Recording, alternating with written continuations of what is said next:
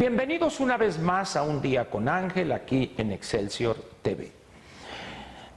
Si bien este espacio es para las personas inteligentes como usted, la idea es que yo me exprese lo más claramente posible, a veces quizá medio lo logre y otras evidentemente no, pero la idea es que yo les hable a ustedes con un lenguaje sencillo para que el mensaje pueda llegar a más gente. Sin embargo, hay temas que por su carácter mismo es difícil a veces ser, vamos a decir, coloquial para que el mensaje pueda transmitirse. Hoy es uno de esos días. Este comentario de hoy va a aparecer una clase de demografía mexicana, pero voy a intentar, no obstante lo oscuro del tema, lo denso del tema, voy a tratar de ser lo más claro posible, pensando siempre en usted. Si no logro explicarme claramente, le ofrezco de entrada una disculpa y trataré en ocasión posterior de buscar algo más accesible o algo que me permita transmitir el mensaje de manera más clara. Nuestros compañeros ahí en edición van a ayudarnos a poner en la pantalla las 5 gráficas acerca de las cuales voy a comentar hoy. Primero le diré que en los 2 programas anteriores me he referido al estudio recién publicado por la OSDE en su versión preliminar y solo en inglés al momento, que es una revisión de los sistemas de pensiones mexicanos. Ahí hay una serie de planteamientos acerca de los cuales ya comentamos el lunes y ayer me referí a la visión del gobierno federal en boca del secretario de Hacienda, una visión que considero incompleta, porque solamente se van tanto la posición del secretario de Hacienda como la que mantiene la OSDE en el estudio a los efectos en lo financiero de la falta de sustentabilidad de los sistemas de pensiones. Es evidente que si nos vamos solo a los efectos, no estaríamos enfrentando y dándole solución al problema. De ahí pues que necesitemos, y lo mencioné ayer, irnos a la fuente, irnos a lo que posiblemente desde mi personal punto de vista constituye el origen de lo que hoy estamos viviendo. Usted recordará que aquí le he tratado el tema del envejecimiento demográfico y he hablado de la situación que privaba en el país en los primeros años, años del decenio de los 70, cuando entró el presidente Echeverría a la presidencia de la República. Hoy le voy a presentar a usted 5 gráficas tomadas de un excelente trabajo que hizo el INEGI con motivo de la realización del Censo Nacional de Población y Vivienda del año 2010. Y esta presentación, le digo, es algo que bien vale la pena regresar a él. Los compañeros de edición nos van a apoyar mostrando 5 gráficas. Voy a la primera. Es la lámina número 10 de esta presentación. Es estructura de la población 1990, 2000 y 2010, es decir, estamos hablando de 2 decenios. Recordemos que para 1990 las políticas de Estado en materia demográfica ya tenían prácticamente 16 años de aplicarse. El Estado mexicano, en un esfuerzo sin precedente quizá en la historia contemporánea del país, trabajó en todas sus instituciones, áreas, dependencias, etcétera, con miras a generar un profundo cambio cultural que redujera en aquel entonces y para los años posteriores la fertilidad, el número de hijos nacidos vivos por mujer, que de acuerdo al censo de 1970 fue 6.7 hijos por mujer, hasta llevarlo al año 2010, que es 1.7, ahorita lo veremos en la siguiente gráfica. Por eso, si usted observa con detenimiento esta gráfica, la número 10, encontrará que de 1990 al 2010 la base se va angostando y va creciendo la parte de arriba de los mexicanos mayores de 60 años o de 65, si prefiere usted verlo así.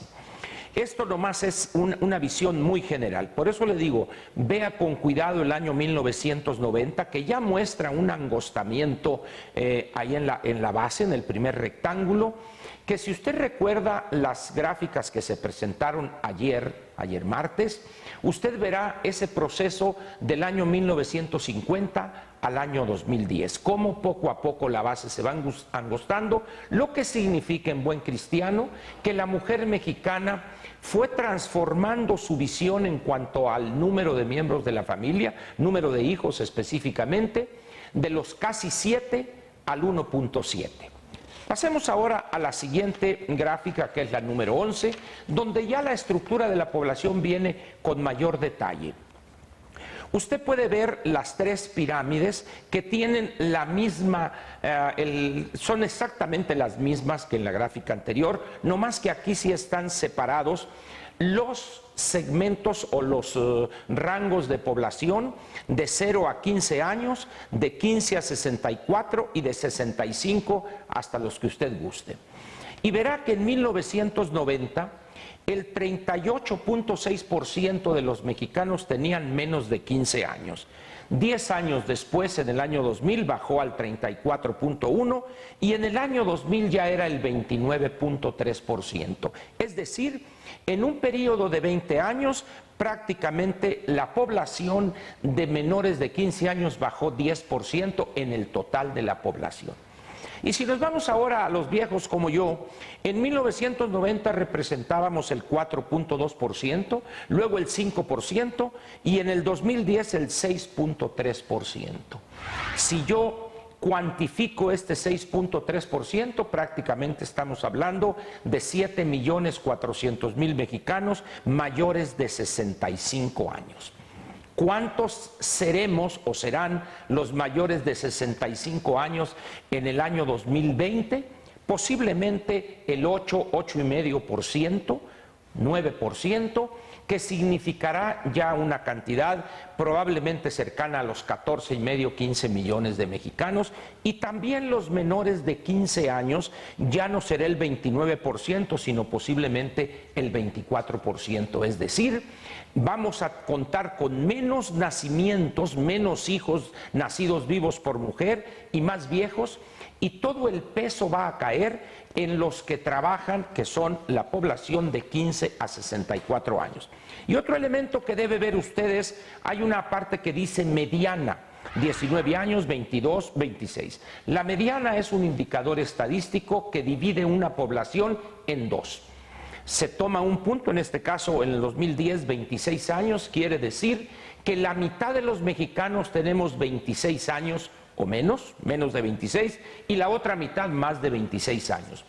¿Cuál será la mediana en el año 2020? Es posible que andemos en los 30 años, es decir, la sociedad mexicana se está avejentando. Y eso lo puede usted ver en la siguiente gráfica, que es la número 12, donde viene la dependencia infantil y la dependencia por vejez.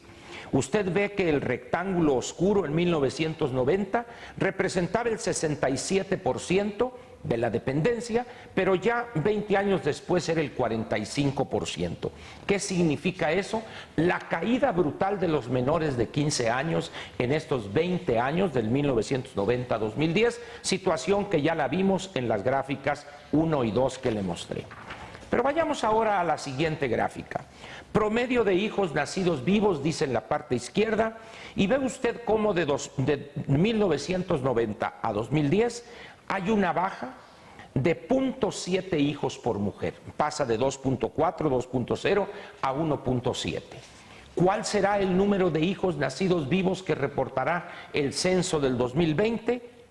1.3, 1.4, cualquiera que sea el número, estará muy por debajo de la tasa de reposición, que es 2.1 hijos nacidos por mujer.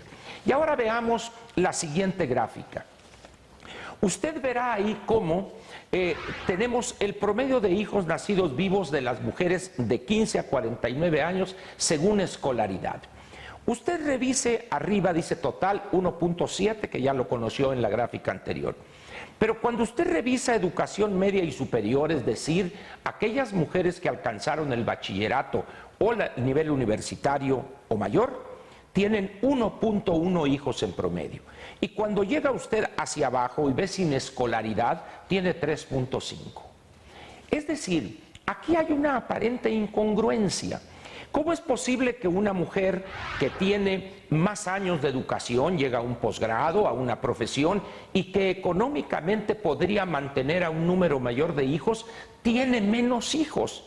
Y una mujer sin escolaridad, que no tendría la posibilidad de tener muchos hijos, tiene 3.5. Ese es uno de los grandes problemas que debemos enfrentar. ¿Qué le puedo decir para resumir esto? El problema que estamos enfrentando hoy en cuanto a sistemas de pensiones se refiere, el sistema de salud pública, la seguridad social toda y, por supuesto, el problema en las finanzas públicas, tiene su origen en estas cifras o en estas gráficas que le he proporcionado, que le he mostrado a usted. Nosotros debimos el año 2000 haber hecho un ajuste a las nuevas condiciones creadas después de 25 años de aplicación de políticas públicas de Estado en materia demográfica.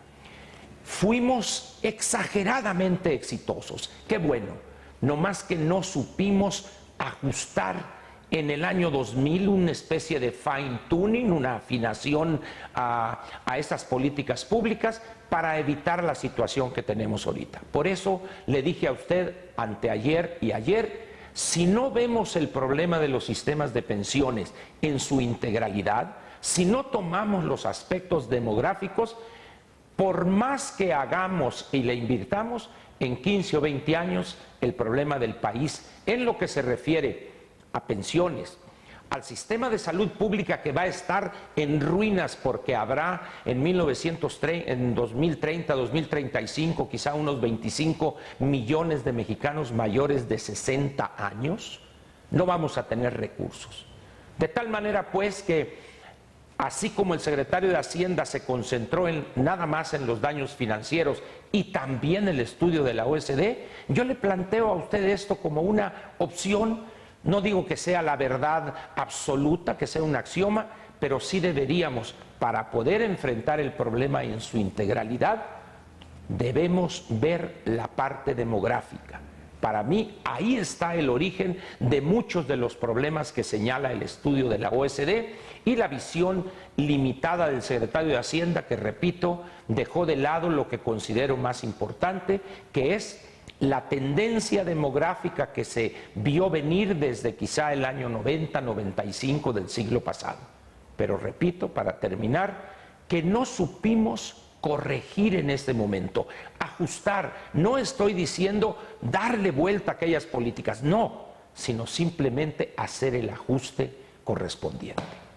Espero haber sido claro y que esto le haya sido útil a usted para tener una idea quizá un poco más clara del problema que enfrentamos hoy en materia de sistemas de pensiones, la quiebra del sistema de salud pública, el problema que enfrenta la seguridad social en su conjunto y, por supuesto, las finanzas públicas. Muchas gracias y muy buenas noches. Te invitamos a seguir cuestionando la información con los siguientes videos.